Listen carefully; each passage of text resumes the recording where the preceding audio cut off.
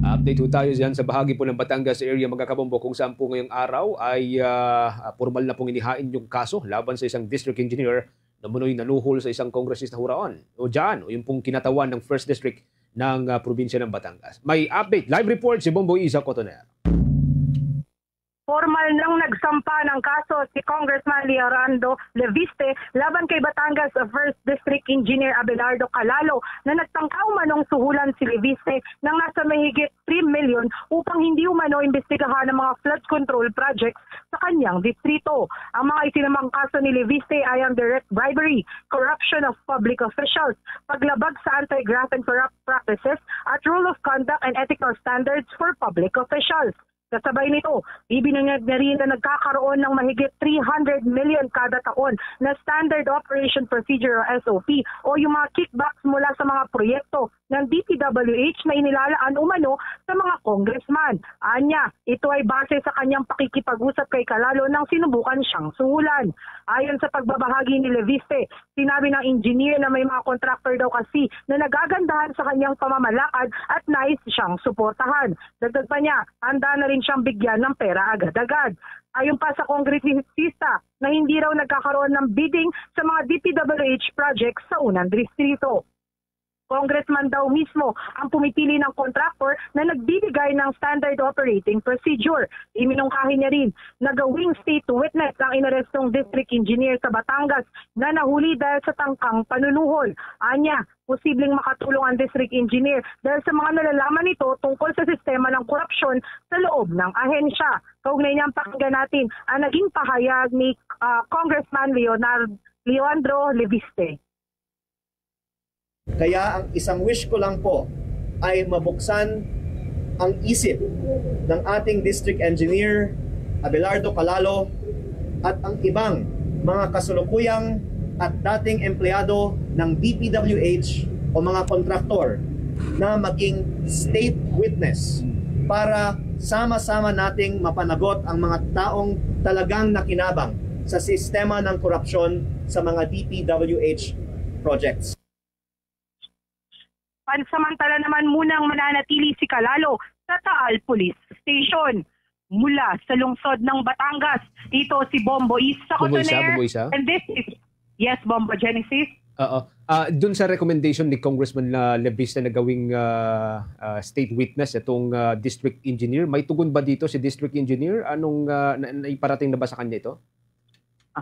Actually, kanina, Bombo Genesis, sa pagbabahagi ni Congressman Leviste nung naging usapan nga nila nitong district engineer, ang sabi niya nga lang talaga ay parang na-overwhelm itong district engineer sa mga nangyayari. Kaya tila ba'y tikom ang kanyang bibig dito sa kanyang iminungkahing state witness. Pero ang malinaw, Bombo Genesis, ayon kay Congressman Leviste, ay talaga na ibahagi niya naman din talaga yung gusto niyang mangyari na maging state witness. Kasi sila rin talaga yung mga nakakaalam dito sa mga kalakaran sa loob ng DPWH.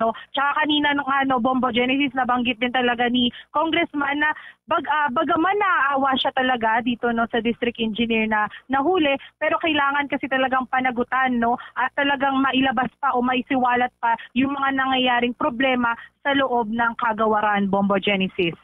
And so far, anong sabi ni Congressman? Wala namang banta sa kanyang buhay after nitong nangyari na operasyon ng Philippine National Police against this district engineer? Sa ngayon, Bombo Genesis, wala naman na ibabanggit si Congressman Leviste na nagkakaroon talaga ng tangka sa kanyang buhay. Basta ang mahalaga para sa kanya ay mabigyan ng maayos na flood control projects at iba pang mga proyekto na makakatulong dito sa mga taga-resident, taga-Batangas ng mga maayos na proyekto at talagang magagamit nila. So yan naman talaga ang adhikay ni Congressman Leviste dahil dito sa kanyang pagsisiwalat nga. So ang hope niya din talaga ay maayos na nga ito at bukas siya actually Bombo Genesis na magkaroon ng discussion with Secretary Bonoan regarding this incident, Bombo Genesis. Huling clarification na lamang Bombo Isa. Tama ba na 360 million pesos din lang yung talagang ino-offer kay Congressman Leviste at yung 3 million ay parang pauna lamang sana yon?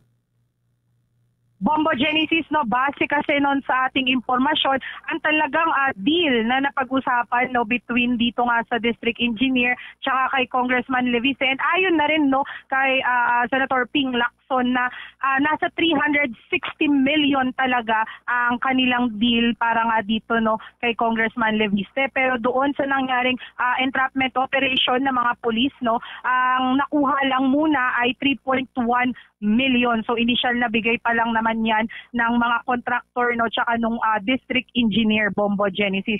So yeah, actually kanina no naibahagi talaga ni Congressman Leviste na may resibo yung 3.1 million at talagang sinabi niya na may butal na 0.1 million dahil yun yung nagpapatunay na talagang hinati-hati muna tsaka ipinakita yung ipinakita sa kanya ng district engineer yung naturang resibo ng transaction na yon, Bombo Genesis. Resibo as in black and white? O yung mga pictures?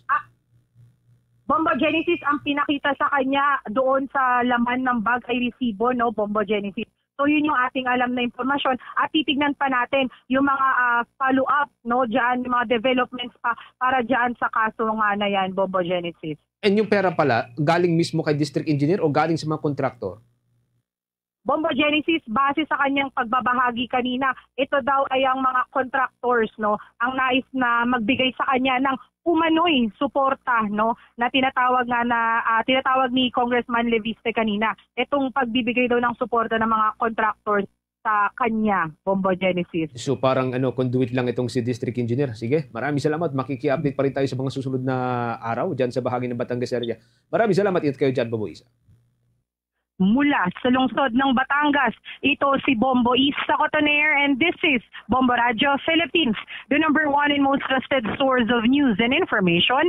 Basta Radio Bombo. For the most trusted source of news and information, visit our website at www.bomboradio.com. Follow us on Bombo Radio mobile app, Facebook, YouTube, TikTok, and X, formerly Twitter.